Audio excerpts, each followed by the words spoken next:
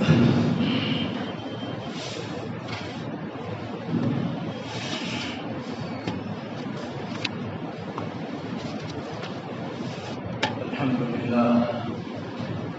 لله وكفى وسلام على عباده الذين اصطفى أما بعد فأعوذ بالله من الشيطان الرجيم بسم الله الرحمن الرحيم وإذا قيل لهم لا تفسدوا في الأرض قالوا إنما نحن مصلحون ألا إنهم هم المفسدون ولكن لا يشعرون.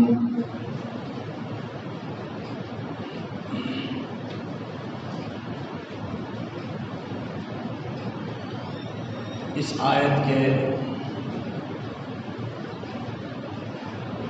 بلکہ اس سورت کے آغاز سے متقین کافرین کی صفات کا ذکر ہوا، پھر اس کے بعد منافقین کا تذکرہ چل رہا ہے. 3 آیتیں ہوئی.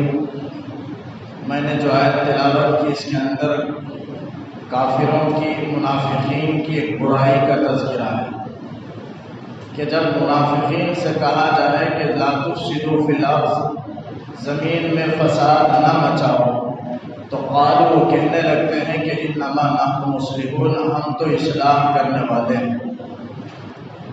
فساد سے کیا مراد ہے؟ فساد سے مراد ایمان نہ لانا، ایمان لانے سے دوسروں کو روکنا،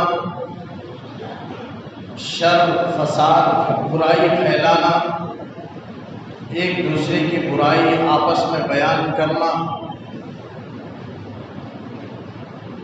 آپ صلی اللہ علیہ وسلم کا انکار کرنا، رسالت کا انکار کرنا، قرآن کا انکار کرنا، یوم آخرت کا انکار کرنا، آپ سے بحث و مباحثہ کرنا، مومنین سے لڑائی جھگڑے کرنا، یہ ساری چیزیں فساد کے اندر داخل ہیں. یہ منافقین کا کام تھا. جب ان سے کہا گیا کہ لا تفسدوا فی الارض، زمین میں فساد نہ مچاؤ، تو قالوا کہنے لگے انما نحن مصلحون، ہم تو اصلاح کرنے والے ہیں. یعنی فساد کو اصلاح سمجھ رہے ہیں.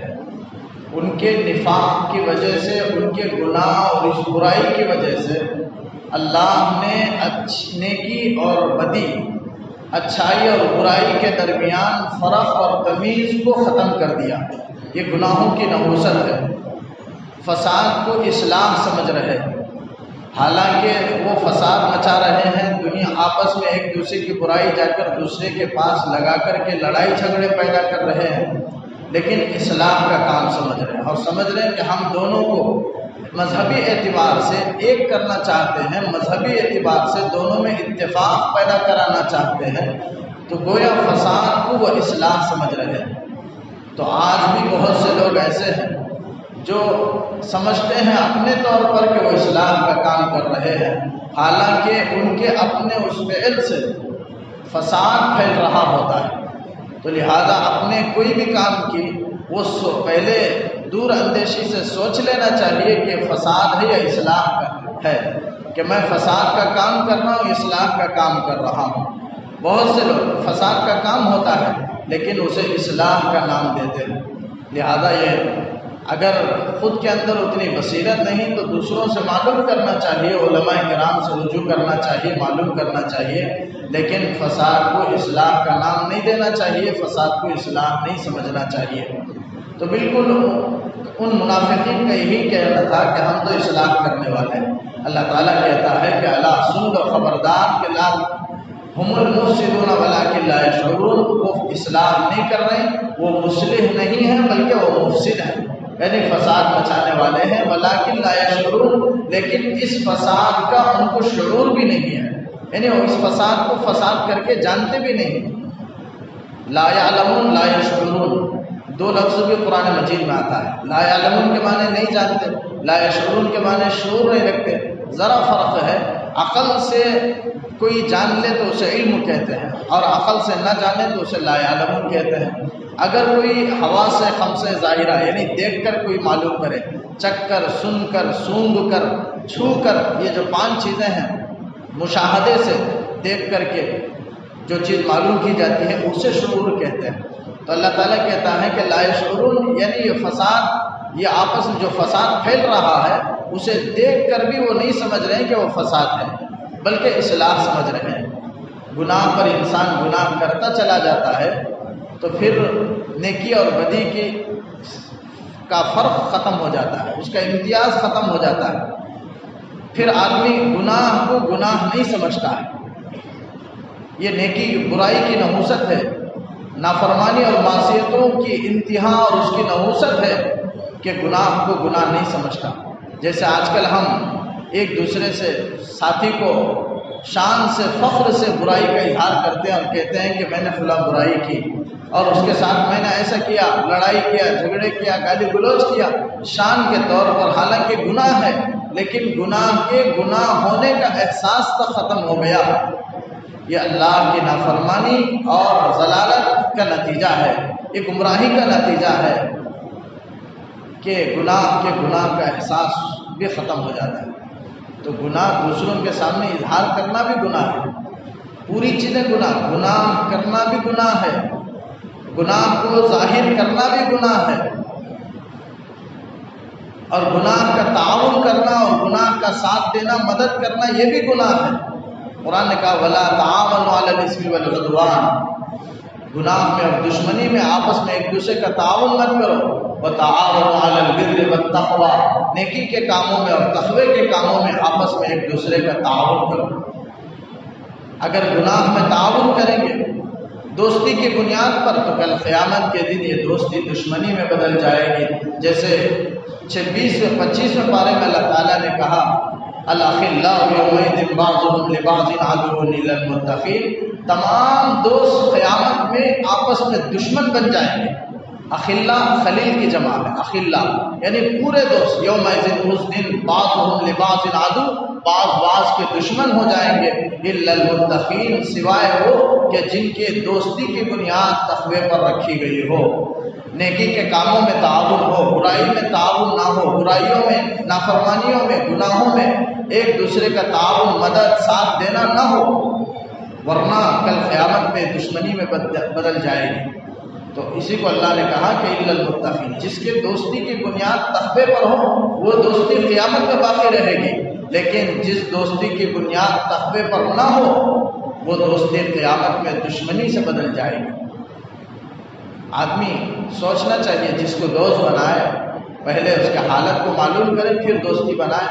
آدمی بگڑ جانے کے بعد کل قیامت میں افسوس کرے گا کہ یا ویلتا لیتنی لم اتخذ فلانا خلیلا، اے کاش میں 19 پارے میں وقال الذین کے پہلے صفحے کی آیت ہے، بندہ کل قیامت میں کہے گا کہ اے کاش میں فلاں کو دوست نہیں بنایا ہوتا تو کتنا اچھا ہوگا، لم اتخذ فلانا خلیلا۔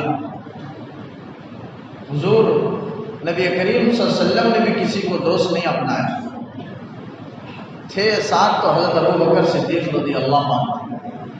آپ صلی اللہ علیہ وسلم فرماتے ہیں لو کنت متخذا خلیلا، اگر میں کسی کو دنیا میں دوست بنایا ہوتا تو لاتخذت ابا بکر خلیلا، میں حضرت ابوبکر کو دوست بناتا، لیکن میرا کوئی دوست نہیں، میں کسی سے نہیں، دوست کا مطلب دلی محبت وہ اللہ ہی سے ہے، میرا اللہ کے علاوہ کسی سے دلی محبت نہیں۔ اللہ کے رسول صلی اللہ علیہ وسلم نے فرمایا تو بہرحال دوستی کی بنیاد تقوی پر ہو تو کل قیامت کے دن وہ دوستی باقی رہے گی ورنہ دشمنی میں بدل جائے گی۔ کسی نے شاعر نے فارسی میں کہا یار بد بدتر آزمار بد، برا دوست برے سانپ سے بھی بدتر ہے۔ برا سانپ کا حملہ جان پر ہوتا ہے لیکن برے دوست کا حملہ جان پر بھی ہوتا ہے، اس کے اخلاق پر بھی ہوتا ہے۔ اس لیے فارسی میں کہنے والے نے بہت ہی خوب کہا، تو بہرحال گناہ کرنا بھی برا ہے، گناہ کا تعاون کرنا بھی گناہ ہے، گناہ کو ظاہر کرنا بھی گناہ ہے۔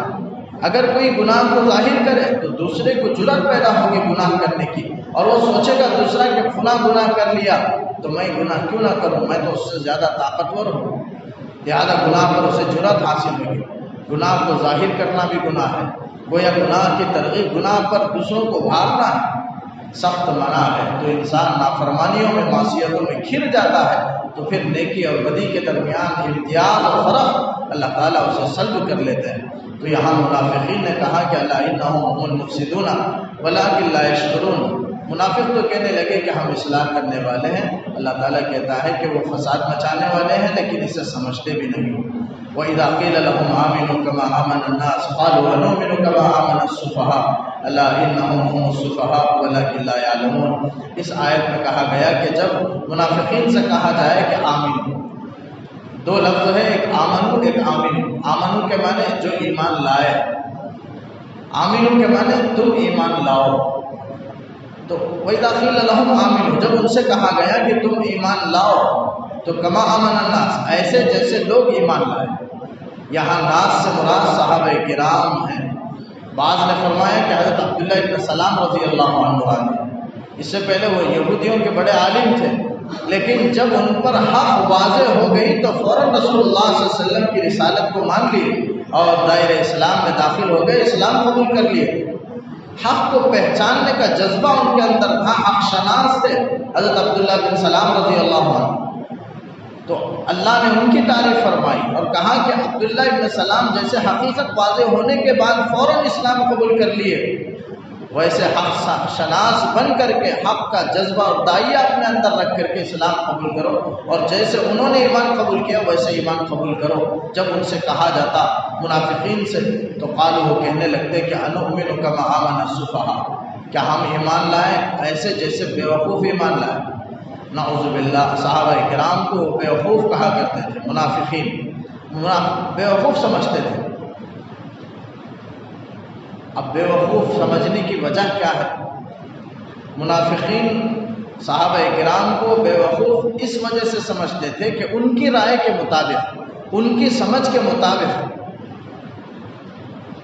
حق کے خاطر پورے ملک سے، پورے لوگوں سے دشمنی مول لینا اور حق کی وجہ سے دنیا کے مفاد کو چھوڑ دینا، دنیا کی ترقیات کو، مال دولت کو چھوڑ دینا، یہ ان کے نزدیک حماقت کی بات تھی۔ اور صحابہ کرام یہی کرتے تھے کہ وہ حق کو بلند کیا کرتے، حق کا ساتھ دیا کرتے تھے، اور حق کے خاطر، اعلیٰ ترین مقصد کے خاطر، آخرت کے خاطر، اللہ اور اس کے رسول کے رضا کے خاطر انہوں نے دنیا کے مفاد کو چھوڑ دیا، دنیا کے اپنے فائدے کو چھوڑ دیا، اپنی جان کی انہوں نے قربانی دی، مال کی قربانی دی۔ یہ سب ان کے نزدیک بے وقوفی کی علامت تھی، بے وقوفی کا کام تھا۔ اس لیے وہ منافق صحابہ کرام کو بے وقوف سمجھا کرتے تھے، حالانکہ اعلیٰ ترین مقصد کے لیے جان کو قربان کر دینا، مال کو قربان کر دینا، یہ عین عقل مندی ہے اور سعادت مندی ہے۔ تو صحابہ کرام نے عین عقل مندی اور سعادت مندی کا ثبوت پیش کیا ہے، لیکن اس کو یہ لوگ بے وقوفی سمجھ رہے ہیں، کیونکہ یہ لوگ دنیا پرست ہیں اور دنیا کے اغراض نفسانی کے خاطر اور دنیا پرستی اور اپنے دنیا کے ذلیل مفاد کے خاطر انہوں نے آخرت کو چھوڑ دیا اور اپنے آخرت کو انہوں نے برباد کر دی اور اسی کو وہ کامیاب سمجھے۔ یہ سب ان کی منافقت کی، نافرمانی، معصیتوں کا نتیجہ ہے۔ اللہ نے حق کی ہدایت کو اٹھا لیا، حق کی پہچان کو اٹھا لیا، اب وہ ضلالت و گمراہی میں پڑ رہے ہیں۔ جو عقل مندی ہے وہ بھی نہیں سمجھ رہے ہیں، جو بے وقوفی ہے وہ بھی نہیں سمجھ رہے ہیں تو یہ بے وقوف۔ خود قرآن نے کہا کہ الا انہم ھم السفہاء، جب صحابہ کرام پر کوئی اعتراض ہوا تو اللہ نے ان کی طرف سے جواب دیا اور کہا کہ وہ بے وقوف نہیں بلکہ یہ منافق ہی بے وقوف ہے، ولکن لا یعلمون، لیکن اپنی بے وقوفی کو اور منافقت کو نہیں جانتے۔ یعنی صحابہ کرام کا وہ مذاق اڑاتے تھے، تمسخر کیا کرتے تھے۔ تو آج بھی بہت سے لوگ دنیا کے اندر مومن مسلمانوں میں موجود ہیں جو اپنے اکابرین کا، علماء کا، صحابہ کرام کا، اولیاء اعظام کا، تابعین کا، تابعین کا، ائمہ مجتہدین کا مذاق اڑانے والے اور ان کے مناسب نامناسب، ان کے نازیبا کلمات کہنے والے، نامناسب بات کہنے والے ان کے حق میں آج بھی موجود ہیں، لیکن حالانکہ ان کو کہنے کا کوئی حق نہیں ہے، اس لیے کہ ہر ایک کی سزا اور ہر ایک کا گناہ اور اس کا وبال اور اس کی سزا دینے کی والی ذات تو اللہ رب العزت کی ذات ہے۔ تو بندے اور اللہ کے درمیان کا معاملہ ہے، وہ بھی بڑے اکابر کے سلسلے میں، علماء کرام کے سلسلے میں نامناسب باتیں، جبکہ اللہ کے رسول نے ان کی شان میں فضیلتیں بیان فرمائی، ایک حدیث بھی ان کے شان کے خلاف اللہ کے رسول نے بیان نہیں فرمائی۔ فضیلت اللہ کے رسول نے بیان فرمائی۔ قرآن نے کہا انما یخشی اللہ من عبادہ العلماء، تو ائمہ مجتہدین اکابرین امت علماء اعظام اولیاء اعظام۔ اور یہ کہا جاتا ہے کہ کون برابر ہے آج کے زمانے میں، کون سیدھا ہے، کون سا عالم سیدھا ہے، یہ بھی صاف اعتراض ہے جو میں نے سنا اپنے کانوں سے۔ دنیا کے اندر ہو سکتے ہیں بشریت کی وجہ سے، اسی لیے علماء نے دو تقسیم کی، علماء سو بھی ہیں، علماء حق بھی ہیں، لیکن مطلق طور پر سب کو کہہ دینا یہ غلط ہے، اور پہلی بات کہنا یہ برائی ہے۔ اللہ اور ان کے درمیان کا معاملہ ہے، کوئی حق نہیں ہے، لیکن اگر کہیں بھی تو پھر دو قسم کے ہیں، علماء حق بھی موجود ہیں، انکار کر ہی نہیں سکتے، اس لیے کہ جہاں ملاوٹ ہے وہاں حقیقت بھی ہے۔ آدمی آج ہر چیز کے اندر ملاوٹ ہے، لیکن آدمی معیاری چیز کو تلاش کرتا ہے، اوریجنل چیز کو تلاش کر لیتا ہے، دنیا کے اندر ہر چیز میں تلاش کرتا ہے۔ ویسے انسانوں میں، علماء میں، اکابرین میں، ائمہ مجتہدین میں، سب میں اوریجنل بھی موجود ہیں اور ملاوٹ گراوٹ بھی ہے، لیکن اسے پہچاننا ہے۔ قرآن کی تصدیق ہے، قرآن نے کہا یا ایھا الذین آمنوا اتقوا اللہ وکونوا مع الصادقین، ایمان والو اللہ سے ڈرو اور صادقین کے ساتھ ہو جاؤ۔ اور صادقین سے مراد کون ہے؟ صادقین میں علماء حق بھی داخل ہیں، ائمہ مجتہدین بھی داخل ہیں، صحابہ کرام بھی ہیں، تابعین تبع تابعین بھی ہیں، صالحین بھی ہیں، اولیاء اعظام بھی اس میں داخل ہیں۔ اور قرآن قیامت تک کے لیے رہنے والی کتاب ہے، تو معلوم ہوا اللہ نے کہا کہ صادقین کے ساتھ ہو جاؤ، تو صادق بھی قیامت تک رہیں گے۔ ہر زمانے میں نیک لوگ موجود ہیں، صادق موجود رہیں گے، لہذا علی الاطلاق یہ کہنا، یہ برائی بیان کرنا کہ آج کے زمانے میں کون سیدھا ہے، یہ بالکل غلط ہے، یہ استہزاء ہے، تمسخر ہے، تو یہ منافق کی علامت ہے۔ تو منافقین صحابہ کرام کے اپنے بڑوں کے جو مقام کے اعتبار سے بڑے تھے، ان کے شان میں گستاخی کیا کرتے تھے، استہزاء کیا کرتے تھے۔ اور یاد رکھیں استہزاء کرنا یہ جاہلین کا کام ہے، کوئی بھی پڑھا لکھا انسان مذاق ہرگز نہیں کر سکتا۔ مذاق کرنا قرآن نے کہا کہ یہ جاہلوں کا کام ہے۔ جب اللہ تعالیٰ نے بنی اسرائیل کو گائے ذبح کرنے کا حکم دیا تو بنی اسرائیل حضرت موسیٰ سے کہنے لگے کیا تتخذون ہزوا، کہ آپ ہم سے مذاق کر رہے ہیں؟ تو پھر حضرت موسیٰ علیہ السلام نے کہا کہ اعوذ باللہ ان اکون من الجاہلین، میں اللہ کی حفاظت چاہتا ہوں کہ میں جاہلوں میں سے ہو جاؤں۔ یعنی مطلب یہ ہے کہ مذاق کرنا یہ جاہلوں کا کام ہے، لہذا مذاق نہیں کرنا چاہیے۔ ایک ہے مزاح، ایک ہے مذاق۔ مزاح ایسے ہی دوسرے کی دل شکنی نہ ہو، دل لگی ایسی کہ دوسرے کی دل شکنی نہ ہو، اسے مزاح کہتے ہیں، وہ کر لیا جا سکتا ہے، لیکن مذاق نہیں کیا جا سکتا، اس سے دوسروں کی دل شکنی ہوتی ہے اور یہ جاہلوں کا کام ہے۔ اور پھر قرآن میں ایک آیت میں دوسرے بارے میں اللہ تعالیٰ نے کہا لا تتخذوا آیات اللہ ہزوا، اللہ کے آیات کے ساتھ مذاق نہ کرو، اللہ کے آیات کو مذاق کا نشانہ نہ بناؤ، مذاق نہ بناؤ۔ آیات کے ساتھ مذاق یہ بھی منافق کی علامت ہے، ان کی عادت ہے کہ وہ احکامات کے ساتھ نافرمانی کیا کرتے، جنگ میں شریک نہیں ہوا کرتے تھے، مسلمانوں کے ساتھ تھے لیکن کسی طرح ہیلے بہانے کر کے جنگ سے پیچھے رہ جاتے تھے۔ تو یہ سب اللہ کے آیات اور اس کے احکامات کے ساتھ مذاق دو طریقے کا ہوتا ہے۔ کافر تو صراحتاً کرے گا، لیکن آج ہم مسلمان صراحتاً نہیں، عمل سے مذاق کرتے ہیں، مذاق اڑاتے ہیں۔ ایک صراحتاً مذاق ہے، ایک قولاً اور فعلاً ہے، یعنی ایسی بات زبان سے نکالنا جس سے دین کے احکامات کا، اللہ کے آیات کا تمسخر ہو، تخفیف ہو، اسے ہلکا سمجھا جائے اور معمولی سمجھا جائے اللہ کے کوئی حکم کو، یا اللہ کے حکم کو جاننے کے بعد عمل نہ کرنا، یہ بھی اللہ کے آیات کے ساتھ استہزاء اور مذاق ہے۔ قرآن نے کہا لا تتخذوا آیات اللہ ہزوا، صراحتاً بھی استہزاء منع ہے اور قولاً اور فعلاً بھی استہزاء منع ہے۔ یہ منافقین کی عادت ہے، تو فرمایا الا انہم هم السفہاء ولکن لا یعلمون، اللہ تعالیٰ نے کہا کہ یہی منافق وہ بے وقوف ہیں لیکن نہیں جانتے۔ وَإِذَا لَقُوا الَّذِينَ آمَنُوا قَالُوا آمَنَّا وَإِذَا خَلَوْا إِلَىٰ شَيَاطِينِهِمْ قَالُوا إِنَّا مَعَكُمْ إِنَّمَا نَحْنُ مُسْتَهْزِئُونَ۔ آیت کا ترجمہ ہے کہ جب وہ ایمان والوں سے ملتے ہیں منافقین تو کہتے ہیں کہ ہم ایمان لے آئے، منافق ایمان والوں سے ملتے ہیں تو کہتے ہیں کہ ہم تمہارے ساتھ ہیں، ہم ایمان والے ہیں، ہم مومن ہیں۔ وَإِذَا خَلَوْا إِلَىٰ شَيَاطِينِهِمْ، اور جب اپنے شیطانوں کے پاس تنہا ہوتے ہیں، جاتے ہیں، تو قالوا کہنے لگتے ہیں اِنَّا مَعَكُمْ، ہم تمہارے ساتھ ہیں۔ کافروں کے ساتھ، یہودیوں کے ساتھ، اور یہودیوں منافقین مشرکین کے جو سردار، منافقین کے جو سردار عبداللہ بن ابی ہے، اس کے پاس پہنچتے ہیں تو کہتے ہیں کہ ہم تمہارے ساتھ ہیں، یعنی ہم کافر ہیں حقیقت میں، ظاہر میں ہم مسلمانوں کی شکل اختیار کیے ہوئے ہیں، لیکن دل سے ہم کافر ہیں، تمہارے مذہب پر ہیں۔ یعنی 2 نمبری کا کام کیا کرتے تھے، انما نحن مستہزئون، اور کہتے تھے کہ ہم مسلمانوں کے ساتھ ظاہر میں مسلمان بن کر کے ہم ان کا مذاق اڑا رہے ہیں، یعنی اسلام کے خفیہ باتیں وہ معلوم کر کے کافروں تک پہنچاتے تھے اور مسلمانوں کے ساتھ رہا کرتے تھے، لیکن اندر کفر بھرا ہوا تھا۔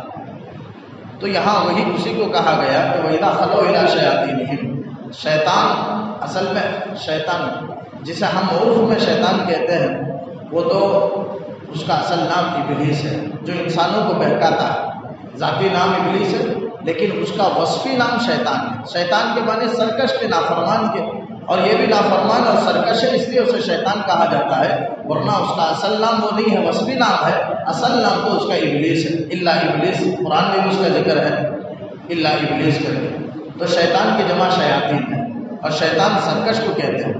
کوئی بھی سرکش ہو، جن میں سے بھی سرکش ہو سکتا ہے، انسان میں سے بھی سرکش ہو سکتا ہے، تو ہر ایک کو، جانوروں میں بھی سرکش ہو سکتے ہیں، تو جانوروں میں بھی سرکش جانور کو شیطان بول سکتے ہیں، جن میں بھی جو سرکش ہو اسے شیطان بول سکتے ہیں، انسانوں میں سے ہو اسے بھی شیطان بول سکتے ہیں جو سرکش ہو، اور قرآن میں بھی اس کا استعمال ہوا ہے کہ من الجنۃ والناس، جو سرکش ہیں، دل میں وسوسہ ڈالنے والے ہیں، برائی کا خیال ڈالنے والے، جنات میں سے اور انسانوں میں سے۔ تو معلوم ہوا کہ شیاطین انسانوں میں سے بھی ہوتے ہیں، جو بھی نافرمان ہو اور نافرمانی کی طرف دعوت دے، جو بھی سرکش ہو اور سرکشی کی طرف ابھارے، وہ شیطان ہے۔ تو شیطان کی جمع شیاطین ہے۔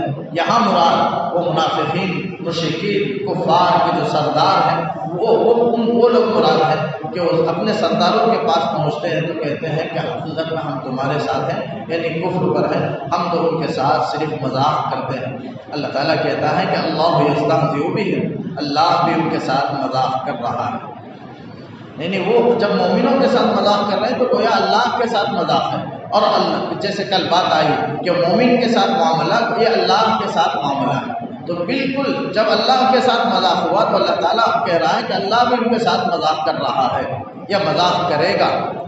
مذاق کر رہا ہے کا مطلب ان کو دھوکے میں ڈالے ہوئے ہے، یا مذاق کرے گا کا مطلب مذاق کا سزا دے گا کل قیامت میں۔ تو اللہ یستہزئ بہم، تو اللہ تعالیٰ بھی ان کو سزا دے گا، مذاق کرے گا یعنی مذاق کا سزا کل قیامت میں دے گا۔ اور دنیا میں تو اللہ نے ان کو اپنی خوشحالی پر اور اپنی کجروی پر اللہ نے چھوڑ دیا، وَيَمُدُّهُمْ فِي طُغْيَانِهِمْ، اپنی سرکشی میں اللہ نے ان کو دراز کر دیا اور کھینچے رکھا اور چھوڑ دیا، یعمہون کہ وہ اندھے بنے ہوئے پھر رہے ہیں، حیران ہو کر کے، متحیر ہیں، اندھے بنے ہوئے ہیں۔ عربی میں 2 لفظ ہے، امیون ایک ہے، امہا ایک ہے، عین میم یا ایک ہے، جس کے معنی ہے اندھا ہونا، یعنی ظاہری آنکھوں کی بینائی کا چلا جانا، آنکھوں کا نہ ہونا، یہ اندھا ہے۔ اور ایک ہے امہا، امہا یعمہو سے ہے، یعمہون، جس کے معنی ہے دل سے اندھا ہونا، آنکھ سے اندھا ہونا اسے بصارت کہتے ہیں، دل سے اندھا ہونا، باطنی اندھا مراد ہے، باطنی اندھا ہونا مراد ہے، جسے بصیرت سے اندھا ہونا کہتے ہیں۔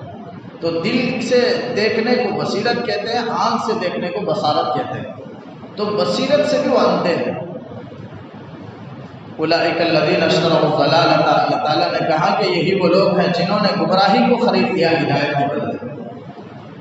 آدمی دکان پر پہنچتا ہے، کوئی چیز روپیہ پیسہ دے کر کے کوئی چیز خریدتا ہے، بالکل اللہ تعالیٰ اسی انداز سے بیان کر رہا ہے، تعبیر کر رہا ہے کہ انہوں نے پہلے ان کے حق میں ہدایت تھی، لیکن انہوں نے ہدایت کو دے کر کے ضلالت خرید لی۔ گویا قیمت ہدایت ہے، اسے دے کر کے ایک چیز جو مبیح ہے یعنی ضلالت، اسے انہوں نے خرید لی، اور یہ نفع کا سودا نہیں ہے، یہ تو نقصان کا سودا ہے۔ اسی لیے آگے فرمایا کہ فما ربحت تجارتہم، آدمی اچھی چیز کو خریدے تو نفع ہوگا، بری چیز کو خریدے تو نقصان ہوگا۔ اب ہدایت اچھی چیز ہے، ضلالت گمراہی بری چیز ہے، انہوں نے بری اور سڑی ہوئی چیز کو خریدا ہے تو اس میں کہاں سے نفع ہوگا؟ تو اسی لیے اللہ نے کہا کہ فما ربحت تجارتہم، ان کی تجارت ان کو نفع نہیں دی، تجارت میں ان کو نفع نہیں ہوا، اس لیے کہ انہیں سڑی ہوئی اور خراب چیز کو انہوں نے خریدا، وہ ہے ضلالت اور گمراہی۔ وما كانوا مهتدين، اور یہ ہدایت یافتہ نہیں ہوئے۔ مثلهم كمثل الذي استوقد نارا، منافقین کے دو گروہ کے اللہ تعالیٰ دو آیت میں دونوں کے اللہ الگ الگ مثال بیان کرتا ہے۔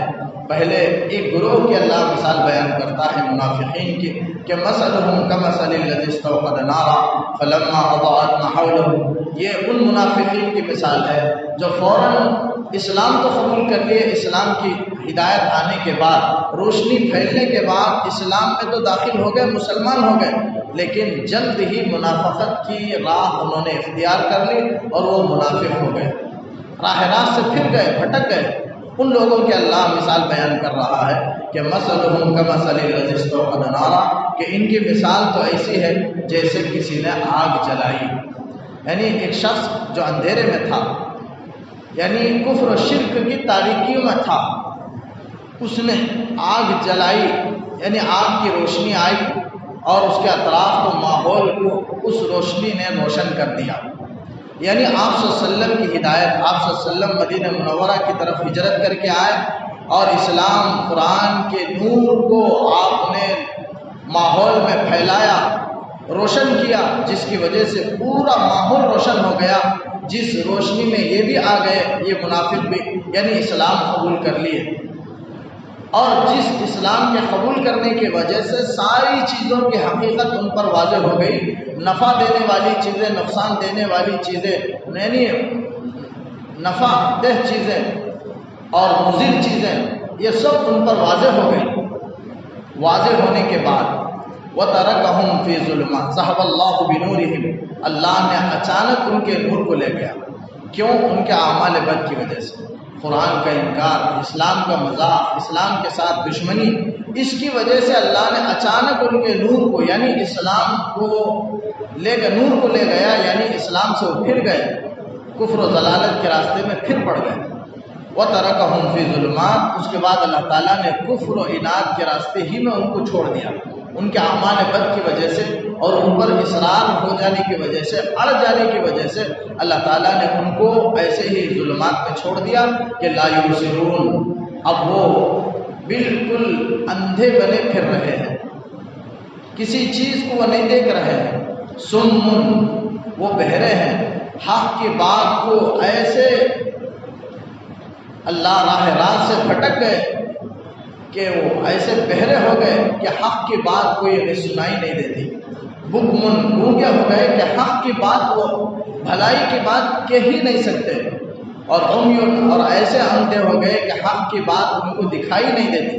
دنیا کی چیزیں تو دکھتی ہیں لیکن باطن کی جو چیزیں ہیں، روحانی جو چیزیں ہیں اور حق اور ہدایت کی جو باتیں ہیں وہ دکھائی نہیں دیتی، اور ایسے گمراہی میں پڑ گئے کہ اللہ تعالیٰ کہتا ہے کہ لا یرجعون، وہ منافقت کی، گمراہی کی، ضلالت میں، دلدل میں ایسے پھنس گئے کہ اب اس سے نکلنا ناممکن ہے، اب وہ ہدایت کی طرف نہیں لوٹ سکتے، لا یرجعون، واپس نہیں آ سکتے۔ یہ تو اللہ تعالیٰ نے پہلے گروہ کی ان کی مثال بیان کی۔ اس کے بعد دوسری آیت میں او کصیب من السماء فیہ ظلمات ورعد وبرق یجعلون اصابعهم فی آذانهم من الصواعق حذر الموت واللہ محیط بالکافرین۔ اس آیت میں دوسرے گروہ کے اللہ نے مثال بیان کی، وہ گروہ منافقین کا وہ ہے جو شک و تذبذب میں مبتلا تھا، یعنی ایک منافقین کا ایک گروہ ایسا تھا کہ ہمیشہ شک تذبذب میں تھے، جب کوئی ترقی دیکھتے تو اسلام کی طرف آ جاتے، جب اسلام کو کچھ مصیبتیں آتی اور ناکامی آتی، شکست آتی تو وہ پیچھے ہٹ جاتے اسلام سے، ایسے شک و تذبذب میں تھے۔ ان کی مثال اللہ تعالیٰ بیان کر رہا ہے کہ کصیب من السماء، ایسے زوردار بارش کی طرح ہے ان کی مثال، جو ایسی بارش کے فیہ ظلمات، جس میں تاریکیاں ہوں، یعنی اندھیرا پر ہو، اور اندھیرے پن میں زوردار بارش ہو رہی ہو، ورعد و برق، اور اس بارش میں بجلی بھی ہو اور کڑک بھی ہو، رعد کڑک ہو، برق بجلی ہو، یجعلون اصابعهم فی آذانہم من الصواعق، اس سخت کڑک کی آواز سے بچنے کے لیے وہ اپنے کانوں میں اپنی انگلیاں ڈال لیتے ہیں، حذر الموت، موت کے خوف سے۔ اللہ نے یہ تو مثال بیان فرمائی، اس میں کصیب من السماء سے مراد یعنی زوردار بارش سے مراد نزول قرآن ہے، اللہ کی رحمت کا نزول ہے، قرآن کا نزول ہے، جس کو اللہ نے کصیب من السماء زوردار بارش سے اللہ نے تشبیہ دی ہے۔ فیہ ظلمات کہا، ظلمات سے مراد کفر و شرک کی تاریکیاں، یعنی عرب میں کفر و شرک کی تاریکیاں تھیں، اس تاریکی میں زوردار بارش ہوئی یعنی قرآن کا نزول ہوا۔ ورعد و برق، جس میں کڑک ہے اور بجلی ہے، یعنی اس بارش میں کڑک اور بجلی سے مراد قرآن کے نزول میں، قرآن میں کفر و شرک پر تنبیہ بھی ہے، وعید بھی ہے۔ اس تنبیہ اور وعید کو رعد اور برق سے اللہ نے تشبیہ دی ہے۔ یجعلون اصابعهم فی آذانہم من الصواعق حذر الموت، یہاں موت کے ڈر سے کہا، موت کے ڈر کو اللہ نے تشبیہ دی ہے۔ اصل میں اپنے دین کو چھوڑ دینا ان کے لیے موت کے درجے میں تھا، اسی کو اللہ نے یہاں حذر الموت سے تعبیر کیا۔ اور اپنے کانوں میں انگلیاں ڈالنا یعنی صحیح میں وہ قرآن کو سننے سے بچنے کے لیے، قرآن میں جو کفر و شرک کی وعید ہے اس سے بچنے کے لیے اپنے کانوں میں انگلیاں ڈالتے تھے اور قرآن کو سننا نہیں چاہتے تھے۔ قسم کھا لیے تھے کہ کفر پر رہیں گے اور قسم کھا لیے تھے کہ قرآن نہیں سنیں گے، کانوں میں انگلیاں ڈال لیتے تھے، اس لیے کہ اس کے اندر تنبیہ کی گئی، اللہ نے وعید بیان کی کفر و شرک پر کیا وعید ہے، جس کی وجہ سے ان کے دل گھبرا جاتے اور ڈر جاتے، تو ان کے مارے خوف کی وجہ سے وہ اپنے کانوں میں انگلیاں ڈال لیتے۔ اللہ تعالیٰ کہتا ہے کہ یہ اللہ کے عذاب سے بچنے کی کوئی تدبیر اور صورت نہیں ہے، انگلیاں ڈال لینے سے اللہ کے عذاب سے نہیں بچیں گے۔ واللہ محیط بالکافرین، اللہ تعالیٰ یہ سارے کافر اللہ کے احاطے میں ہیں، اللہ ان کافرین کا احاطہ کیے ہوئے ہیں، اور یہ کافر اللہ کے احاطے سے، اس کے عذاب سے، اس کی پکڑ سے ہرگز بچ نہیں سکتے۔ پھر فرمایا یکاد البرق یخطف ابصارہم، ایسی بجلی اللہ نے ان پر قرآن مجید میں تنبیہ اللہ نے نازل کی کہ وہ محسوس کر رہے تھے کہ یخطف ابصارہم، کہ ان کی آنکھوں کی بصارت کو اچک لے گی، یعنی قریب تھے کہ وہ بجلی ان کے آنکھوں کی بصارت کو اچک لے۔ کلما اضاء لهم مشوا فیہ، جب جب بھی ان کے لیے روشنی پھیلتی تو مشوا فیہ، اس روشنی میں وہ چلتے۔ یعنی مطلب یہ ہے کہ حق کی کرنیں، حق کی شعائیں جب ان پر پڑتی، حق جب ان پر واضح ہوتا تو وہ حق کے راستے پر چلنے لگتے۔ وَإِذَا أَظْلَمَ عَلَيْهِمْ، لیکن جب ان پر تاریکی چھا جائے، مطلب یہ کہ جب اسلام پر مصیبت آ جائے، مشکل کا وقت آ جائے تو قاموا، وہ اللہ کے احکامات سے پیچھے رہ جاتے، وہ رک جاتے، ٹھہر جاتے، یعنی اللہ کے احکام سے پیچھے رہ جاتے، حکم پر عمل نہیں کرتے۔ مطلب یہ کہ اگر وہ اسلام میں ترقی دیکھتے تو اسلام کی طرف متوجہ ہوتے، اسلام میں کوئی مصیبت پیش آتی، شکست ملتا تو پھر وہ اسلام سے پھر جاتے، کفر کی طرف متوجہ ہو جاتے۔ لیکن آج بھی ایسے منافقین کا وجود ہے کہ جو خوشحالی میں تو مسجد میں پہنچیں گے، اللہ کی عبادت کریں گے، لیکن ذرا تنگ دستی آ جائے، مصیبت آ جائے، پریشانی آ جائے تو پھر اللہ کے گھر سے، اللہ سے مایوس ہو جاتے ہیں، اللہ کے گھر سے دور ہو جاتے ہیں۔ مصیبت خوشحالی میں، فراخی میں، وسعت میں اللہ کی فرما برداری میں لگتے ہیں، لیکن جب مشکل وقت آ جائے، نہ مصیبت کا وقت آ جائے، کوئی رنج و غم کی بات پیش آ جائے تو وہ اللہ کے در میں حاضر نہیں ہوتے، مایوس ہو جاتے ہیں۔ یہ بھی منافقین کی عادت ہے، لہذا ہر موقع پر اللہ کے حضور میں حاضر ہونا چاہیے، چاہے خوشی کا موقع ہو، غم کا موقع ہو، خوشحالی فراخی ہو یا تنگ دستی اور فقیری ہو، ہر حالت میں اللہ کے دربار میں حاضر ہونا ہے اور اللہ کے احکامات کو بجا لانا ہے۔ آگے فرمایا وَلَوْ شَاءَ اللَّهُ لَذَهَبَ بِسَمْعِهِمْ وَأَبْصَارِهِمْ، اگر اللہ چاہتا تو ان کے قوت سماع کو، ان کے قوت بصارت کو لے جاتا۔ ان اللہ علی کل شیء قدیر، بلا شبہ اللہ تعالیٰ ہر چیز پر قادر ہے۔ یعنی اللہ تعالیٰ یہ کہنا چاہتا ہے کہ وہ کان سے سننے کی طاقت رکھنے کے باوجود حق کو نہیں سنتے، غلط باتوں کو سننے میں لگے ہوئے ہیں۔ قوت سماعت، اور ایک ہے قوت بصارت۔ حق کو دنیا میں چیزوں کو تو دیکھتے ہیں لیکن حق کو نہیں دیکھتے، حق کو دیکھنا چاہتے ہی نہیں۔ اللہ تعالیٰ کہتا ہے اس گناہ میں، اس کی سزا میں اگر اللہ چاہتا تو تمہاری قوت سماعت کو، قوت بصارت کو لے جاتا۔ آج بھی جو لوگ اپنے نگاہوں کو اور اپنے کانوں کو غلط کاموں میں استعمال کرتے ہیں ان کے لیے بھی یہ وعید ہے۔ اللہ تعالیٰ کہتا ہے کہ اگر ہمارے عطا کردہ آنکھ اور ہماری عطا کردہ کان اور اس میں جو سننے اور دیکھنے کی قوت ہے، اگر ہمارا حکم ہے کہ اسے صحیح معنوں میں استعمال کیا جائے، اگر آنکھوں کی قوت کو، کانوں کی قوت سماعت کو اگر غلط کاموں میں استعمال کیا جائے گا تو اللہ تنبیہ کر رہے ہیں اور کہتے ہیں کہ اس بات پر اللہ قادر ہے کہ قوت سماعت کو چھین لے، قوت بصارت کو، دیکھنے کی قوت کو چھین لے اور اندھا بنا دے۔ آنکھوں کے غلط استعمال کی وجہ سے اللہ قادر ہے، لیکن اللہ تعالیٰ کی مہربانی ہے کہ اللہ قوت سماعت کو، بصارت کو نہیں چھین رہا۔ نہ چھیننے کی وجہ سے یہ نہیں سمجھنا کہ اللہ قادر نہیں ہے، بلکہ اللہ قادر ہے لیکن بندوں پر مہربان ہے، جس کی وجہ سے اب تک آنکھوں کی بینائی کو اللہ نے نہیں چھینی۔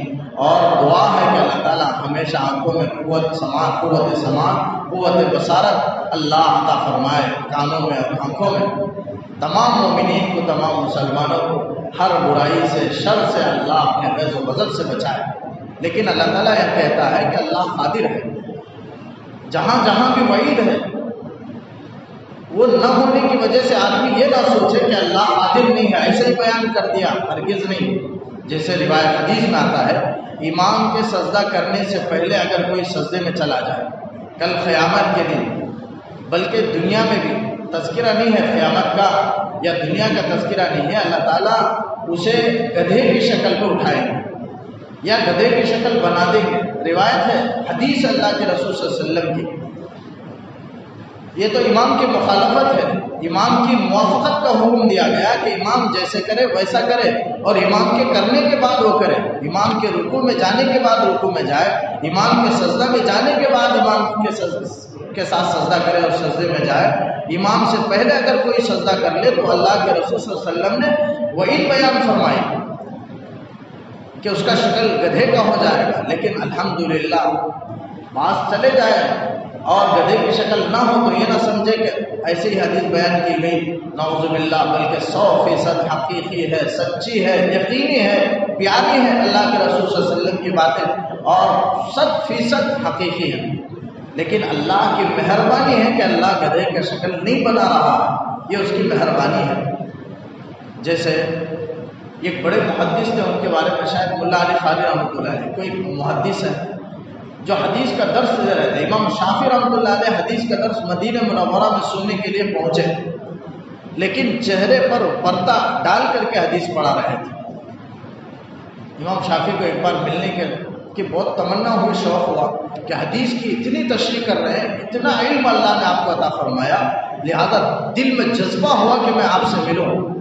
لہذا جا کر کے انہوں نے اصرار کیا اپنے استاد سے اور کہا کہ میں آپ کا چہرہ دیکھنا چاہتا ہوں۔ انہوں نے کہا کہ نہیں، میرے چہرے دیکھنے سے بہتر ہے کہ میری بات کو سن لو، بات میری بہتر ہے، میرا چہرہ بہتر نہیں۔ لیکن اصرار پر انہوں نے نصیحت کر کے دکھائی اور کہا کہ میری بات کو سننا، اور اٹھا کر کے انہوں نے دکھایا تو چہرہ گدھے کا تھا، لیکن باتیں اللہ کے رسول صلی اللہ علیہ وسلم کی حدیثیں بیان کر رہے تھے۔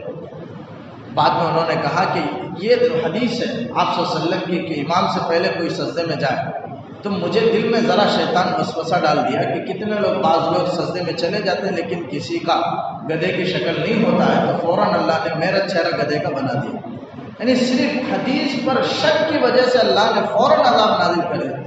اللہ کے رسول صلی اللہ علیہ وسلم کی باتیں 100% ہونے والی ہیں، برحق ہیں، لہذا حدیث کی باتوں میں شک نہیں۔ اللہ کر سکتا ہے، مجھے یہ کہنا ہے کہ اللہ علی کل شیء قدیر، اللہ قادر ہے، لیکن نہیں کر رہا ہے، اللہ کی مہربانی ہے۔ کفار مکہ آپ صلی اللہ علیہ وسلم کے پاس آ کر کہہ رہے ہیں کان ھذا ھو الحق، اگر یہ دین حق ہے اور سچ ہے تو فامطر علینا حجارۃ من السماء، اے نبی آپ اپنے رب سے دعا کریں کہ ہمارے اوپر پتھروں کی بارش برسے، ابھی اتنا بھی عذاب علیم، یہ کوئی دردناک عذاب اللہ ہم پر نازل کرے۔ عذاب کو مانگ رہے ہیں، باوجود اللہ عذاب نازل نہیں کر رہا ہے۔ کیوں؟ مطلب یہ ہے کہ اللہ قادر نہیں، ایسا نہیں، اللہ قادر ہے۔ اللہ تعالیٰ اپنے نبی کو کہہ رہا ہے کہ اے نبی ہم سن رہے ہیں ان کی بات، یہ کیا پتھر کی بارش مانگ رہے ہیں، ہم آگ کی بارش برسا سکتے ہیں، ہم پورے طریقے سے قادر ہیں، لیکن عذاب کو کیوں نہیں نازل کر رہے ہیں؟ 90 پارے میں قال الملؤ میں اللہ نے سورہ انفال میں بیان فرمایا کہ وما کان اللہ لیعذبہم وانت فیہم، اے نبی، یہ نبی ان کو عذاب مانگنے کے باوجود ہم عذاب ان پر نازل نہیں کر رہے ہیں، صرف وجہ یہ ہے کہ آپ ان کے درمیان ہیں۔ وما کان اللہ لیعذبہم وانت فیہم، اے نبی اللہ ان پر کیسے عذاب نازل کرے گا حال یہ کہ آپ ان کے درمیان ہیں؟ آپ کے رحمت للعالمین ہونے کا واسطہ ہے کہ ہم ان پر عذاب کو نازل نہیں کر رہے ہیں، آپ قیامت تک کے لیے رحمت للعالمین بنا کر کے بھیجے گئے ہیں۔ پھر اللہ نے کہا کہ اس وجہ سے مانگنے کے باوجود ہم عذاب نازل نہیں کر رہے ہیں۔ تو اللہ قادر ہے یہاں بھی،